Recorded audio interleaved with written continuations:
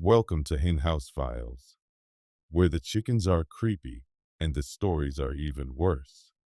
Tonight's tale: a mirror that reflects more than just your face. Grab a flashlight and maybe avoid looking too closely into the glass. The Reflection, a Hen House Files original. Claire had always wanted her own place.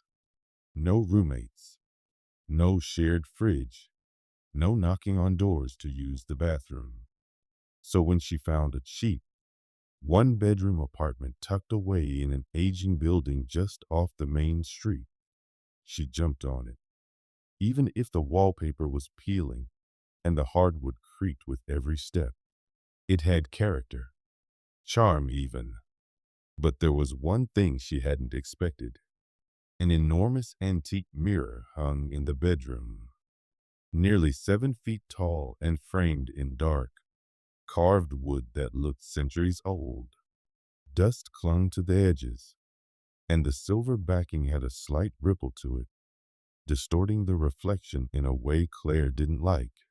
She tried to take it down on move-in day, but it was bolted into the wall. When she called the landlord, he said, "It's been there longer than the building. You'd be better off leaving it alone." That night, Claire lay in bed with boxes still stacked around her and stared at the mirror across the room. The moonlight made the glass shimmer faintly. She got up to turn it toward the wall, but as she stepped in front of it, she froze. Her reflection stared back. Same hair, same pajamas, same tired eyes. But the movements, they were just slightly off. The reflection raised its hand a split second too late, blinked just after she did, tilted its head like it was thinking. Claire laughed it off.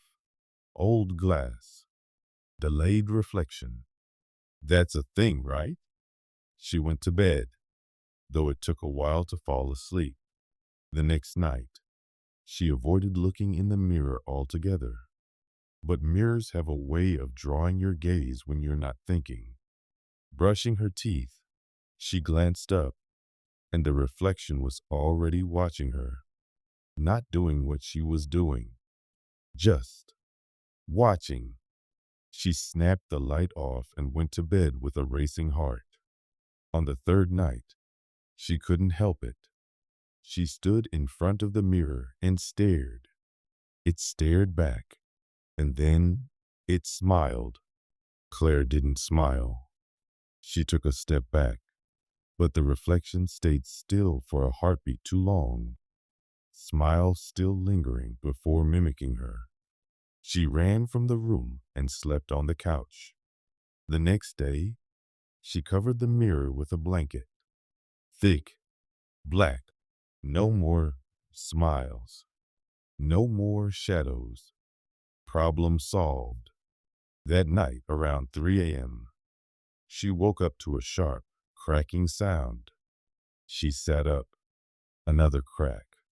It was coming from the bedroom. Slowly, she opened the door. The blanket had been pulled down. It lay crumpled on the floor like it had been torn off by something angry. The mirror was still there, but cracked. A perfect spiderweb splinter radiated from the center of the glass. And the reflection? Still smiling. But it wasn't alone anymore. Behind Claire's reflection, in the mirror, stood a crowd of dim, shadowy shapes. They had no eyes, only empty hollows and two wide grins that stretched impossibly long across what should have been faces. And they were moving, shifting, swarming behind her reflection like they were waiting for something. Claire turned and slammed the door shut. Her breath came fast, shallow. She felt something cold at the base of her spine, like fingers barely brushing her skin. Then she heard it, not aloud, inside her mind. "We see you." The next morning, the mirror was gone. Vanished. No glass. No frame. Not even a mark on the wall. She called the landlord in a panic. He only said, "Ah, it finally left you then," and hung up. Now, days later, Claire notices strange things. Her reflection still smiles before she does. Sometimes it waves when she's brushing her hair. And sometimes, just sometimes, it isn't alone.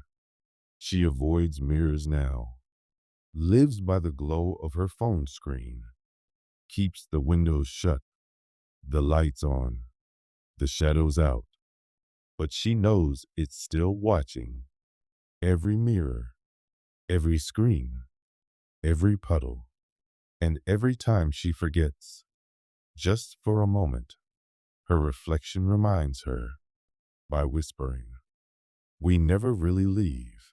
If you enjoyed that tale, be sure to give us a click and like, share it with your creepiest friends, and subscribe to Hen House Files for more haunted horrors, spooky squawks, and feather-ruffling fear. Got a spooky story of your own? Drop it in the comments. We're always watching.